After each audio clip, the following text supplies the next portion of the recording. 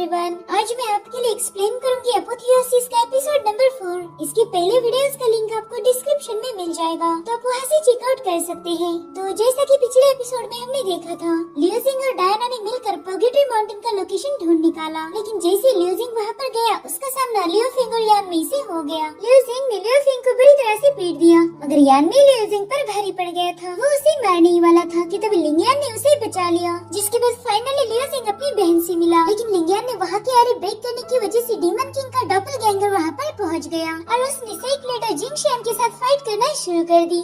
अब आगे तो हम देखते कि लिंगियान लियोजिंग को लेकर ड्रिजल पिग वापस जा रही थी, तभी वो देखती कि डीमन किंग एल्डर के साथ फाइट कर रहा है। लियोजिंग उससे पूछ रहा था कि मास्टर यहाँ पर क्या चल रहा है, जिस पर लिंगियान कहती है कि हम इस फाइट में इंटरफेयर नहीं कर सकते, इसलिए हमें पिग में वापस जाना चाहिए। और तभी वहाँ पर हम डायना को देखते हैं। वो बहुत गुस्से में थी और कह रही थी कि ज़ीफांग, आज मैं तुझे खत्म कर दूंगी। इनफैक्ट लियोजिंग ने भी उसे देख लिया था, लेकिन तभी वो बेहोश हो जाता है। इधर हेवनली सोर्ड ज़ीफांग पर कई सारी छोटी सोर्ड से हमला कर रही थी, मगर ज़ीफांग अपने सामने तुरंत एक शील्ड फॉर्मेशन बनाकर उन सारे अटैक्स को डिफेंड कर रहा था।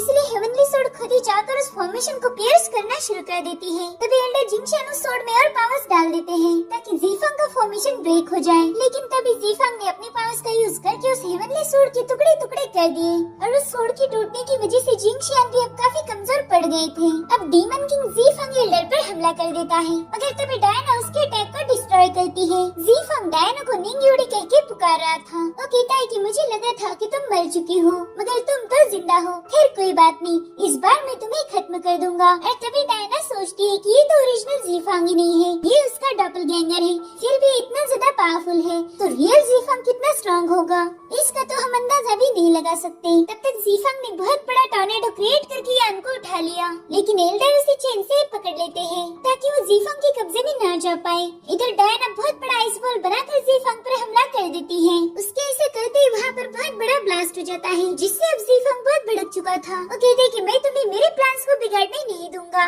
जिसके बाद वो डायना पर हमला कर देता है। मगर डायना तुरंत ही बटरफ्लाइज की मदद से खुद को बचाने लगती है, जिसके बाद वो भी अपने आइस क्रिस्टल से ज़ीफांग पर हमला करती है और उसके इसी अटैक से वो कमजोर पड़ रहा था। वो कहता है कि शायद मैंने तुम्हें अंडर एस्टिमेट कर दिया, तुम तो बहुत पावरफुल निकली। जिसके बाद वो अपनी पावरफुल टेक्निक डार्क टाइड्स का यूज करते हुए उस पर अटैक करता है, लेकिन डायना भी कुछ कम नहीं थी। वो अपनी जेड शटरिंग स्नो को एक्टिवेट करते हुए मिस्टिक ब्रेक से ज़ीफांग पर काउंटर अटैक कर देती है। अब फाइनली ज़ीफांग अपनी स्पिरिट फॉर्म में आ चुका था, तो डायना भी तुरंत ही अपनी स्पिरिट फॉर्म को समन कर लेती है। वो दोनों भी बहुत विशाल बन चुके थे। अब ये लोग एक दूसरे को हिट करने लगते हैं। तभी डायना बड़ी चालाकी से स्नो डैगर को क्रिएट करके ज़ीफांग में घुसा देती है, जिससे ज़ीफांग का स्पिरिट फॉर्म डिस्ट्रॉय हो जाता है और साथ ही डायना का भी स्पिरिट फॉर्म ब्रेक होकर रियल वाली डायना नीचे गिरने लगती है। मगर तभी स्पिरिचुअल बर्ड डायना को अपनी पीठ पर कैरी करते हुए एल्डर के पास ले आता है। वो बेहोश हो चुकी थी। अब अगले सीन में हम सेक्ट हेड जिंगशियान को देखते हैं, जो फेट पवेलियन में गए थे। तभी वहाँ पर एक लेडी की स्पिरिट फॉर्म आ जाती है।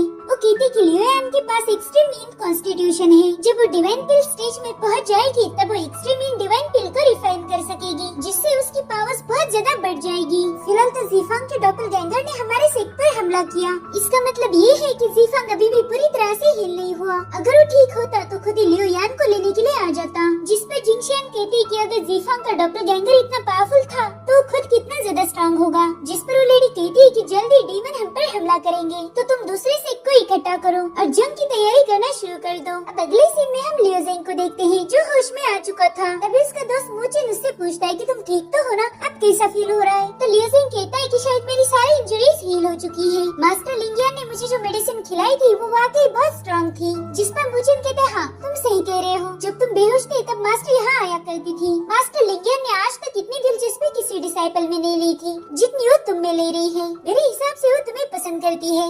अब जैसे मूचिन पीछे मुड़कर देखता है, लियोजिंग वहाँ से गायब था। इधर लियोजिंग लिंगियान के पास आ गया था। वो उसे समझाती है कि सबकी अपनी अपनी किस्मत और अतीत होता है, जैसे कि डायना, उसकी भी एक मिस्ट्री है, और साथ ही तुम्हारी बहन लियोयान भी, उसके भी कई राज है जो तुम्हें पता नहीं। अब ये सुनकर लियोजिंग काफी हैरान हो जाता है। लिंगियान बताती है कि जब तुम्हारी बहन 16 साल की हुई, तभी उसे पता चला कि उसके पास एक्सट्रीम इन कॉन्स्टिट्यूशन है, और तभी से डीमंस ने हमारे सेक्ट पर हमला करना शुरू कर दिया। बाद में हमें पता चला कि डीमंस को एक्सट्रीम इन कॉन्स्टिट्यूशन चाहिए, जिस वजह से वो हमारे सेक्ट पर हमला कर रहे हैं। डीमंस को यान चाहिए थी और इसी वजह से सेक्ट हेड जिंगशियान ने ना चाहते हुए भी यान को 6 डायरेक्शन स्टार एरी में कैद कर दिया ताकि डीमंस उस तक ना पहुंच पाए। लियो जिंग ये सब सुनकर बहुत हैरान था। उसे उसकी गलती समझ आ गई थी। वो कहता है मेरी जिद की वजह से यान की लोकेशन लीक हो गई और अब डीमंस जानते हैं कि यान पोगीट्री माउंटेन पर है। लिंगन कहते हैं कि तुम्हें समझना होगा कि तुम्हारे दुश्मन तुमसे कई गुना ज्यादा पावरफुल है। अगर तुम वाकई अपनी बहन को बचाना चाहते हो तो जल्दी से स्ट्रॉन्ग बनो। अब लियो जिंग सोचता है कि मैं कितना बड़ा बेवकूफ था। मुझे लगा कि यान पर जुल्म हो रहे हैं, मगर सेक्ट तो उसे महफूज रखना चाहता है। फिलहाल मैं बहुत कमजोर हूँ तो मैंने जल्दी से स्ट्रॉन्ग बनना चाहिए। जिसके बाद वो प्रैक्टिस करना शुरू कर देता है। उसने लगातार प्रैक्टिस करके डिवाइन डीमन के पहले मूव को बहुत पावरफुल बना दिया था। साथ ही उसकी रेड सैंडलवुड टेक्निक भी अब परफेक्ट हो चुकी थी। इसलिए लियो जिंग सोचता है कि अपने डिवाइन डीमन टेक्निक की सेकंड मूव यानी 1000 ऑफ डीमन सर्जिंग को प्रैक्टिस करना चाहिए। उसके दोस्त लियो जिंग को प्रैक्टिस करते हुए देख रहे थे। मुजिन कहता है कि जब से पोगेट्री माउंटेन से वापस लौटा है तब से बस प्रैक्टिस करता रहता है। जिस पर जैंग कहता है कि अगर कल्टीवेशन के बारे में बताया जाए तो मैंने इतने सालों में बस एक ही चीज सीखी है, जितनी ज्यादा हम प्रैक्टिस करेंगे उतनी ही हमारी स्पीड कम होगी। मुझे डर है कि कहीं लियो जिंग के साथ ऐसा ना हो। तो मुजिन कहता है कि मैंने 1000 बार उसे समझा लिया मगर वो सुने तब ना। तो जैंग कहता है कि मेरे पास एक आइडिया है, हम उसकी एटलीस्ट एक दिन की प्रैक्टिस तो कम कर ही सकते हैं, लेकिन बस हमें उसके लिए उसे थोड़ा मनाना होगा। अगले दिन मुजिन लियो जिंग को जबरदस्ती घर लेकर आता है और कहता है कि टियानलो ऑक्शन हाउस में आज एक ऑक्शन है तो तुमने भी मेरे साथ चलना है। मगर लियो जिंग कहते हैं भाई आज तो मैं फ्री नहीं हूँ। वो लियो जिंग को बताता है कि ऑक्शन में रेयर हर्ब्स और स्पिरिचुअल वेपन्स की बोली लगने वाली है, तो तुम उसमें से कुछ भी खरीद सकते हो जो तुम्हारे बजट में है और वो तुम्हारे कल्टीवेशन में भी काम आएगी। तो लियो जिंग को भी आइडिया काफी पसंद आती है।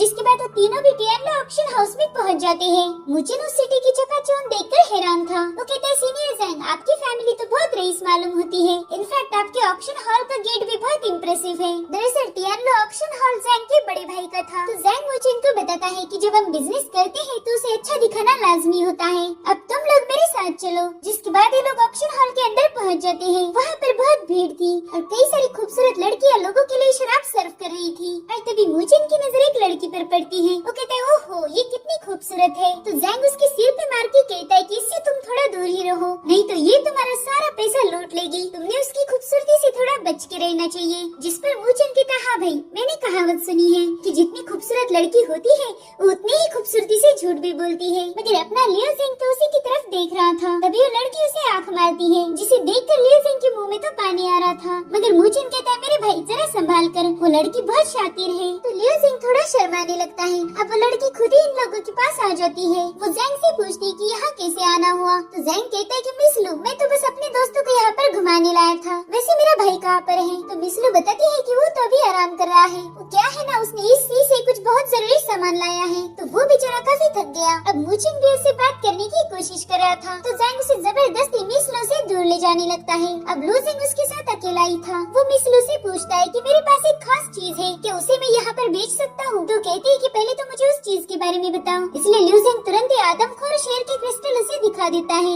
जिसे कुछ दिनों पहले ही लियो जिंग ने मारा था। उस क्रिस्टल को देखकर मिस लू बहुत शॉक हो जाती है। लियो जिंग कहता है कि मैं इसे ऑक्शन में बेचना चाहता हूँ। जिस पर मिस लू बताती है कि ये बहुत प्रीशियस रिफाइनमेंट वाली चीज है। 3 साल पहले ऐसे ही क्रिस्टल के लिए एक बंदे ने 20,000 क्रिस्टल पे किए थे, लेकिन वो क्रिस्टल शेर के छोटे बच्चे का था। ये सुनकर लियो जिंग तो हैरान हो जाता है क्योंकि ये कीमत बहुत ज्यादा थी। और मिस लू कहती है कि तुम्हारे पास तो एक अडल्ट शेर का क्रिस्टल है, इसके तो तुम इतना महंगे पैसे मिलेंगे। हम इसे आज ऑक्शन का खास आइटम भी बना सकते हैं और मैं इसकी शुरुआती बोली 30,000 क्रिस्टल रखूंगी। जिस पर लियो जिंग शॉक होकर कहते हैं क्या 30,000। तो वो कहते क्या हुआ मिस्टर, शायद 30,000 कम है तुम्हारे लिए। अब वो लियो जिंग के साथ फ्लर्ट करते हुए कहती है कि जब ऑक्शन में मैं होती हूँ ना तब ऑटोमेटिक बोली बढ़ जाती है। जिसके बाद वो उसके एकदम पास आ जाती है। तो लियो जिंग डर के मारे दूर भागता है और कहता है कि मिस मैं तो 30,000 में भी बहुत खुश हूँ। उसकी हरकतें देखकर मिस लू को हंसी आ रही थी। वो कहती तुम तो बहुत क्यूट हो, चलो फिर अपना सौदा फिक्स है। जिसके बाद वो हॉल में जाकर डांस की मुद्रा में आ जाती है। लोग उसे देखकर मंत्रमुग्ध हो रहे थे।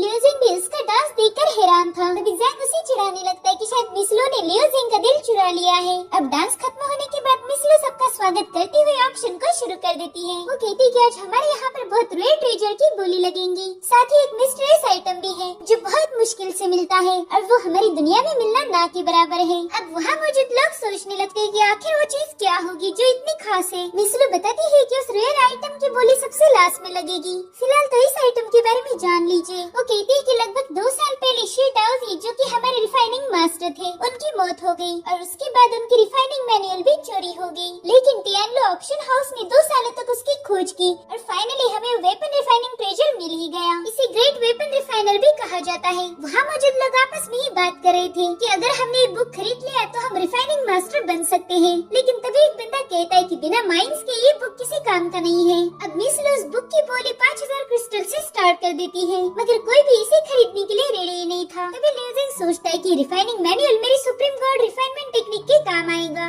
और अब वहाँ पर हम फेंग नाम के बंदे को देखते हैं जो जिंग फैमिली का 3rd यंग मास्टर था। उस मैनुअल की बोली 6000 लगा देता है। तभी उसका भाई जिंगी ने एतराज जताते हुए कहता है कि तुमने इस बुक में ऐसा क्या देख लिया जो 6000 की बोली लगा दी। तो कहता है मेरे भाई तुम्हें तो कुछ पता ही नहीं, ये किताब शी डाउजी ने लिखी है और वो रिफाइनमेंट मास्टर थे। इस किताब में कुछ न कुछ तो जरूर है, इसी वजह से ये चोरी हो गई थी। और वैसे भी हमारे क्लैन ने बोला है कि इसे कुछ भी करके खरीदना है, कीमत चाहे कुछ भी हो। अब वहाँ मौजूद लोग फेंग को देखकर बहुत गुस्सा हो रहे थे। वो कहते ये पागल ऑक्शन में क्यों आया है, आज तो यहाँ पर जरूर कोई न कोई हंगामा होगा। तभी एक दूसरा नया बंदा पूछता है कि भाई क्या हुआ, अरे फेंग कौन है। तभी दूसरा बंदा बताता है कि फेंग हमेशा गुस्से में रहता है और लोगों से जानबूझकर झगड़े करता है। वो तो बस लोगों को मारना ही प्रेफर करता है और अगर ऐसा नहीं हो पाया तो वो उन्हें हमेशा के लिए अपाहिज बना देता है। ये जिंग फैमिली का 3rd मेंबर है, लेकिन लोग इसे क्रेजी थर्ड के नाम से ही जानते हैं। अब मिस लू लोगों से और बोली बढ़ाने के लिए बोल रही थी, मगर फेंग के रास्ते में कोई आना नहीं चाहता था और ये बात मिस लू भी अच्छे से जानती थी। वो सोचती कि इस कमीने की वजह से आज मेरा नुकसान होगा। अब उस रिफाइनिंग मैनुअल को फेंग को सेल करने ही वाली थी, मगर तभी लिu जिंग 7000 की बोली लगाता है। ये सुनकर वहाँ मौजूद सभी लोग हैरान थे। वो कहते कि फेंग के रास्ते में आज तक कोई नहीं आया, शायद ये लड़का ऑक्शन हाउस में पहली बार आया है, इसलिए इसने क्रेजी थर्ड से पंगा लिया। इधर मूचन लिu जिंग से कहता है कि मेरे भाई एक मैनुअल के लिए तुम इतनी बड़ी कीमत क्यों दे रहे हो। जिस पर लिu जिंग कहता है कि मूचन मुझे अच्छे से पता है कि मैं क्या कर रहा हूँ। दरअसल मूचन उसे क्रेजी थर्ड की कहर से बचाना चाहता था। तभी जैंग कहते हैं मूचन तुम फिक्र मत करो, लिu जिंग सब कुछ संभाल लेगा। मगर मूचन कहता है कि सीनियर मुझे कुछ ठीक नहीं लग रहा, अगर हमें कुछ हो गया तो वादा करो कि आप हमारी मदद करोगे। जिस पर जैंग कहता है कि तुम फिक्र मत करो, कुछ नहीं होगा और तुम चाहो जितनी बोली लगा सकते हो, अगर पैसे कम पड़ गए तो मैं दूंगा। अब क्रेजी थर्ड अपनी बोली बढ़ाकर 8000 कर देता है। ये सुनकर लिu जिंग को हंसी आ रही थी। वो कहता है कि ये जिंग फैमिली है, जिंगियन ने ड्रैगन कासल में मुझे और मेरे दोस्तों को मारने की कोशिश की थी और मैंने अभी तक जिंगियन के साथ उस बारे में डिस्कस नहीं किया। मुझे लगता है कि आज पुराना हिसाब चुकाने का अच्छा मौका है, इसलिए लिu जिंग 9000 की बोली लगाता है। ये सुनकर क्रेजी थर्ड तो चाय के कप के टुकड़े टुकड़े कर देता है। तभी जिंगियन पूछता है कि बताओ तुम कौन हो, किसमें इतनी हिम्मत है जो हमारे साथ पंगे ले रहा है। अब क्रेजी थर्ड उस टूटे हुए कप के शार्प पीस से लिu जिंग पर हमला करता है, मगर लिu जिंग तुरंत ही साइड में हट जाता है। जिसके बाद लिu जिंग भी चाय से भरा हुआ कप क्रेजी थर्ड पर फेंक के मारता है और क्रेजी थर्ड उसे अपनी पावर से रोक लेता है। लेकिन लिu जिंग भी कुछ कम नहीं था, वो उस कप को वहीं पर तोड़ के उसके मुंह पर गर्मा गर्म चाय गिरा देता है, जिस वजह से क्रेजी थर्ड गुस्से में लाल हो गया था। वो अपने आदमी से कहता है कि जाकर पता करो कि इतनी हिम्मत किसमें है, ये बंदा कौन है, मुझे इसकी हर एक जानकारी चाहिए। अब वहाँ मौजूद लोग कह रहे थे कि आज तो यहाँ पर बहुत खून खराबा होगा, जिस पर एक बंदा कहता है कि इससे हमें क्या, हमारा तो अच्छा खासा टाइम पास होगा। अब फेंग सीधे 10,000 की बोली लगाता है और मिस लू भी इस अमाउंट से काफी खुश हो जाती है। वो अब लिu जिंग को बोली लगाने से रोकना चाहती थी, क्योंकि वो नहीं चाहती थी कि लिu जिंग किसी मुसीबत में फंसे, इसलिए तुरंत उस मैनुअल को फेंग को बेचने की कोशिश करती है। लेकिन लिu जिंग दोबारा से बोली लगाता है और इस बार वो सीधे 20,000 की बोली लगाता है, जो इस बुक के हिसाब से बहुत ज्यादा कीमत थी। ऐसा करके वो अब सबकी नजरों में आ चुका था। अब लोग कह रहे थे कि शायद ये लड़का बहुत ही पावरफुल फैमिली से बिलोंग करता है और यहाँ पर भेष बदल कर आया होगा। इधर जैंग को भी यकीन नहीं हो रहा था कि लिu जिंग ने 20,000 की बोली लगाई है। वो कहते यार लिu जिंग इतनी बड़ी बोली तो कोई जमींदार भी नहीं लगाता। जिस पर लिu जिंग कहता सीनियर जैंग आप फिक्र मत करो, मैं इसे पे कर सकता हूँ। अब तो मूचन और ज्यादा कंफ्यूज हो गया था। वो कहते भाई तुम इसे पे कैसे करोगी, 20,000 क्रिस्टल कोई बच्चों का खेल नहीं। इधर सीनियर जैंग ने तो चेयर ही पकड़ ली थी। वो कहता है कि तुम लोगों को घबराने की जरूरत नहीं, मैं हूँ ना। मगर यहाँ तो उसकी ही फटी पड़ी थी। वो सोच रहा था कि मेरे पास तो 10,000 ही क्रिस्टल है, अब मैं क्या करूँ। इधर फेंग को पता चल गया था कि उससे पंगा लेने वाला बंदा लिu जिंग है। लिu जिंग का नाम सुनते ही जिंग इनके तो जैसे खून नहीं आ आग लग जाती है। वो अपने भाई से कहता है कि ये मेरा दुश्मन है, इसे तो बिल्कुल मत छोड़ना। मगर फेंग कहता है कि अपना मुंह बंद रखो, हम अब इससे ज्यादा बोली नहीं लगा पाएंगे। इतना कहकर वो वहाँ से जाने लगता है और मिस लू फाइनली उस वेपन रिफाइनिंग मैनुअल को लियो जिंग को भेज देती है। इधर फेंग अपने भाई से कहता है कि भले ही हम बोली हार गए, मगर हमारे पास एक ऑप्शन है, लाइक हम लियो जिंग को लूट कर उसे खत्म कर सकते हैं। ये सुनकर जिंगन समझ जाता है कि लियो जिंग का काम अब तमाम होगा। इधर अगली बोली डिवाइन एसेंस की लगती है, जो कि बहुत महंगा एसेंस था। तभी लियो जिंग सोचता है कि जब मैं आर्केन वेपन्स को रिफाइन करता हूँ तब ऐसा ही डिवाइन एसेंस क्रिएट होता है, तो मैं रिफाइनमेंट करके डिवाइन एसेंस बना के उसे यहाँ पर सेल कर सकता हूँ। बस उसके लिए मुझे आर्केन वेपन्स की जरूरत होगी। अब डिवाइन एसेंस के बाद मिस लू आदमखोर शेर के क्रिस्टल की बोली लगाती है। वो कहती है कि इसे वेपन रिफाइनिंग में ट्रेजर भी माना जाता है। उस क्रिस्टल को देखकर सभी लोग हैरान थे। इधर मिस लू उस क्रिस्टल की बोली 30,000 से स्टार्ट कर देती है, तो वहाँ मौजूद लोग बोली लगाना शुरू कर देते हैं। उन्होंने 50 तक की बोली लगा दी थी, मगर तभी वहाँ पर एल्डर यो कियो आ जाते हैं। वो 80,000 की बोली लगाकर सबको हैरान कर देते हैं और कहते हैं कि इसे तो मैं ही खरीदूंगा और जो भी मेरे रास्ते में आएगा उसे मेरे साथ फाइट करनी होगी। जिस पर एल्डर हुआंग हंसने लगते हैं। वो कहते हैं ठीक है, अगर तुम इसे ही खरीदना चाहते हो तो कोई बात नहीं, हम बोली नहीं लगाएंगे। और इस तरह से एल्डर यू ने उस क्रिस्टल को खरीद लिया था।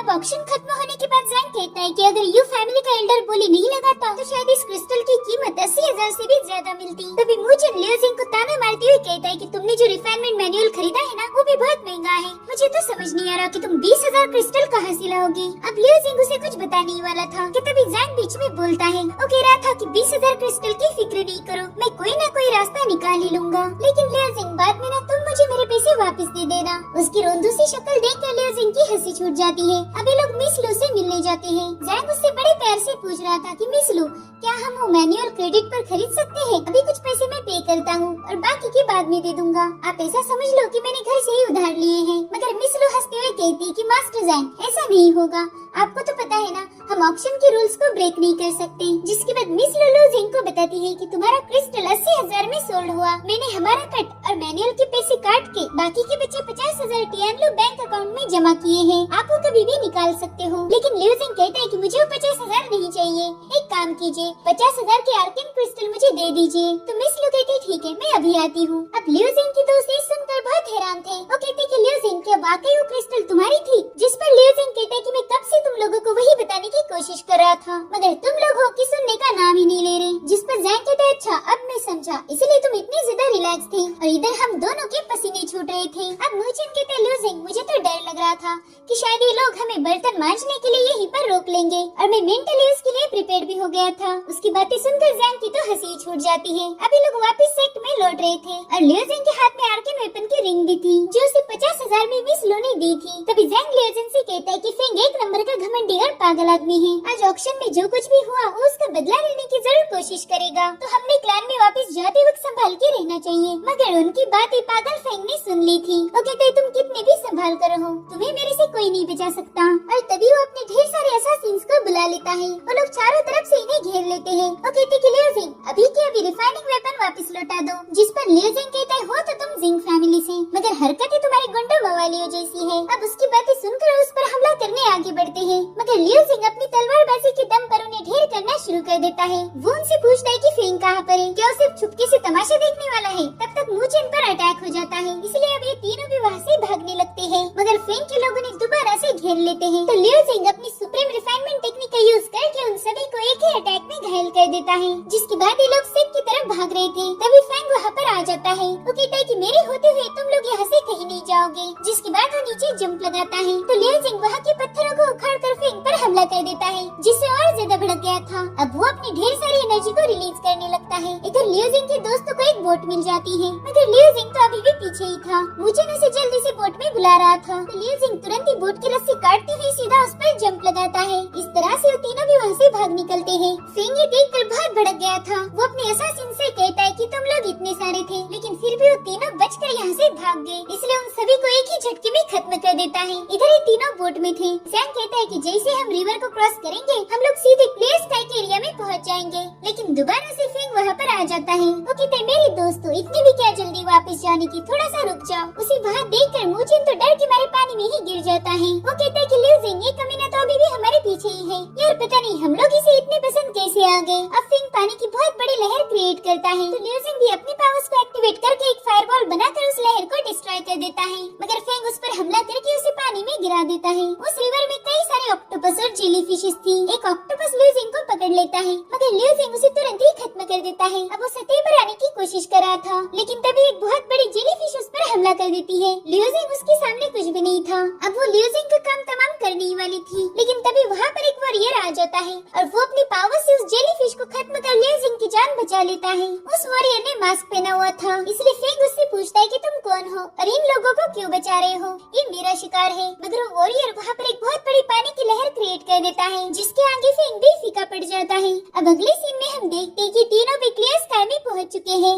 उस वॉरियर को थैंक यू बोल रहे थे, तभी वो अपना मास्क हटा देता है और ये और कोई नहीं बल्कि क्लियर स्काई के लीडर शिनफिंग थे। वो कहते हैं लिu जिंग, तुमसे मिलकर एक अरसा हो गया था। अभी सभी लोग शिनफिंग को ग्रीट करके थैंक यू बोलते हैं, क्योंकि अगर शिनफिंग टाइम पर नहीं आते तो फेंग इनका गेम ओवर कर देता। शिनफिंग कहते हैं कि मुझे ऑक्शन हाउस से खबर मिली थी कि तुम लोग खतरे में हो, इसलिए मैं तुम्हें बचाने आ गया। अब तुम लोग डीमन सिलेक्शन के लिए जा सकते हो। तो मुझे पूछता है कि ये डीमन सिलेक्शन क्या है, जिस पर शिनफिंग बताते हैं कि जल्द एक जंग होने वाली है, तो हमें तैयार रहना होगा। और इसी के साथ एपिसोड यहीं पर खत्म हो जाता है। Thank you for watching, bye bye, take care.